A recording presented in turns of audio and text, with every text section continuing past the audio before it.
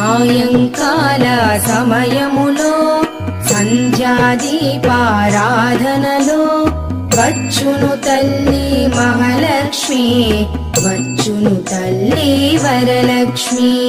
కాళ్లకు గజ్జెలు కట్టింది, మెడలో హారము వేసింది, పిలచిన వెంటనే పలికింది, అడిగినదంతా ఇచ్చింది.